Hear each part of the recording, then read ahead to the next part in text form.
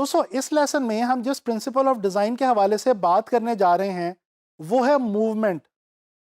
दोस्तों मूवमेंट जो है ये भी डिज़ाइन के अंदर एक बहुत ही इंपॉर्टेंट प्रिंसिपल की हैसियत रखता है। अच्छा, इससे पहले कि मैं आपको मूवमेंट के हवाले से गाइड करूं, मैं आपको एक छोटा सा कॉन्सेप्ट बताना चाहूँगा जिसको हम कहते हैं आई ट्रैवलिंग। दोस्तों ग्राफिक डिज़ाइन के अंदर ख़ास तौर पे आई ट्रैवलिंग एक बहुत ही ज़्यादा इंपॉर्टेंट चीज़ होती है। आई ट्रैवलिंग है क्या? बेसिकली जब भी आप किसी भी विजुअल को देखते हैं, वो चाहे कोई पेंटिंग हो, कोई फोटोग्राफ हो या कोई डिज़ाइन हो, आपकी जो आंख है यानी आपकी जो आई है वो अनइंटेंशनली किसी एक खास डायरेक्शन से उस कैनवस में एंटर होती है, फिर उसमें किसी खास डायरेक्शन में मूव करती हुई एक खास इलाके से, किसी एक खास जगह से आउट हो जाती है, उस कैनवस से बाहर निकल जाती है। दोस्तों ये सारा अमल बेसिकली बिल्कुल गैर दानिस्ता तौर पे होता है, इसी को आई ट्रैवलिंग कहते हैं। अच्छा, मूवमेंट का जो प्रिंसिपल है इसका आई ट्रैवलिंग से बहुत ज़्यादा गहरा ताल्लुक है। बेसिकली हम जब भी अपने डिज़ाइन एलिमेंट्स अपने डिज़ाइन के अंदर कुछ इस तरह से प्लेस करते हैं कि देखने वाले की आंख किसी एक ख़ास जगह से एंटर हो और फिर एक ख़ास डायरेक्शन में मूव करती हुई किसी ख़ास जगह से बाहर निकल जाए, तो बेसिकली हम प्रिंसिपल ऑफ मूवमेंट जो है वो अपने डिज़ाइन में अप्लाई कर रहे होते हैं। मूवमेंट का जो प्रिंसिपल है ये हमारे डिज़ाइंस को इंटरेस्टिंग बनाने में हमारी बहुत ज़्यादा मदद देता है। और जो सबसे ख़ास अहमियत है इस प्रिंसिपल की, वो इस हवाले से है कि इस प्रिंसिपल को अप्लाई करके हम देखने वाले की आंख को खुद से डायरेक्ट कर सकते हैं और हम खुद से कंट्रोल कर सकते हैं इस बात को कि हमारा जो व्यूअर है वो हमारे डिज़ाइन को किस तरह से देखेगा। दोस्तों मूवमेंट हम किस तरह से प्रोड्यूस करते हैं? हम बेसिकली अपने डिफरेंट डिज़ाइन एलिमेंट्स जैसे कि shapes, line, colours, textures, forms वगैरह, ये तमाम चीज़ें हम कुछ इस तरह से प्लेस करते हैं अपने डिज़ाइन के अंदर कि जो मूवमेंट है वो हमारे डिज़ाइन के अंदर प्रोड्यूस हो जाती है।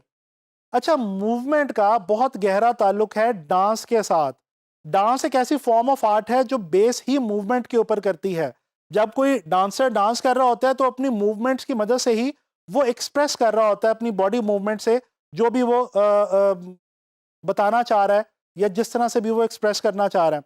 ये एक विजुअल अगर आप देखें तो आपको पता चल जाएगा इस विजुअल में एक ही फिगर है और उसको डिफरेंट एंगल्स के थ्रू डांस करते हुए दिखाया गया है, मूवमेंट के अंदर दिखाया गया है और मल्टीपल टाइम्स मूवमेंट है उस एक ही सिंगुलर जो विजुअल है या वो जो बॉडी है उसकी। तो इस विजुअल के थ्रू आपको मूवमेंट जो है वो बड़े आसानी से समझ आ सकती है। अच्छा जी, मूवमेंट का जो प्रिंसिपल है इसको मज़ीद ध्यान से देखने के लिए हम लोग क्या करते हैं, एक पेंटर है विंस्लो होमर, उसकी एक पेंटिंग है सनलाइट ऑन द कोस्ट, इसके ऊपर एक नज़र डालते हैं। दोस्तों इस पेंटिंग के अंदर अगर आप गौर करें तो जो वेव्स हैं पानी की वो एक ख़ास किस्म की मूवमेंट पैदा कर रही हैं और ये मूवमेंट किस तरह से पैदा हो रही हैं ये ज़रा थोड़ा सा गौर से देखते हैं। दोस्तों अगर आप गौर करें तो कुछ ना नजर आने वाली हॉरिजॉन्टल लाइंस हैं जो इन पानी की जो वेव्स हैं उनके साथ मौजूद हैं और इसी तरह ये जो उठान है इन पानी की वेव्स की, इनके अंदर डायगोनल लाइंस जो हैं वो मौजूद हैं जो कि बज़ाहिर तो हमें नज़र नहीं आ रही लेकिन एक्चुअली दे आर देयर। और ये जो लाइंस का जो ख़ास पैटर्न या ख़ास रब्त इस पेंटिंग के अंदर मौजूद है उसकी मदद से यहाँ पे बहुत ही खूबसूरत मूवमेंट इस पेंटिंग के अंदर जो है वो देखी जा सकती है। अच्छा, मूवमेंट जो है वो बाज़-औक़ात इस किस्म की होती है कि वो बहुत आसानी से नज़र आ जाती है, देखी जाती है और बाज़-औक़ात वो कुछ इस किस्म की होती है कि कुछ ऐसे एलिमेंट्स हम इस तरह से यूज़ कर रहे होते हैं अपने डिज़ाइन में कि वो बज़ाहिर हमें नज़र नहीं आ रहे होते लेकिन वो हेल्प आउट कर रहे होते हैं हमारे डिज़ाइन के अंदर मूवमेंट को ऐड करने में। अच्छा जी, ग्राफ़िक डिज़ाइन के हवाले से स्पेसिफ़िकली बात करते हैं मूवमेंट की। दोस्तों इस पोस्टर के ऊपर एक नज़र डालें। इस पोस्टर के ऊपर आप अगर गौर करें तो आपको पता चलेगा कि ट्रायंगुलर शेप्स को इस तरह से खूबसूरती से इस्तेमाल किया गया है एक ख़ास डायरेक्शन के अंदर कि इस पोस्टर को देखते साथ ही आपकी जो आंख है वो उसी डायरेक्शन में मूव करती है जिस डायरेक्शन में वो जो ट्रायंगुलर शेप्स हैं वो यहाँ पे इस पोस्टर में अरेंज की गई हैं या प्लेस की गई हैं। एक और एग्जांपल देखते हैं ये ब्रोशर के हवाले से। ये यहाँ पे एक ब्रोशर का डिज़ाइन आप देख रहे हैं और इस डिज़ाइन के अंदर आप देखें तो कुछ डायगोनल लाइंस हैं जो कि एक साइड से कर्व्ड हैं और एक साइड से जो है वो स्ट्रेट हैं। तो ये जो कर्वी लीनियर डायगोनल लाइंस हैं, इनकी मदद से अगर आप गौर करें तो इस ब्रोशर के अंदर बहुत ही खूबसूरत किस्म की मूवमेंट जो है वो ऐड की गई है। अच्छा, इस ब्रोशर में इमेजेस भी हैं और उसके साथ साथ टेक्स्ट भी है, लेकिन ओवरऑल ये जो शेप्स को इस तरह से यूज़ किया गया है, उस चीज़ की मदद से इस ब्रोशर के अंदर एक मूवमेंट का जो है वो एहसास वो पैदा हो गया।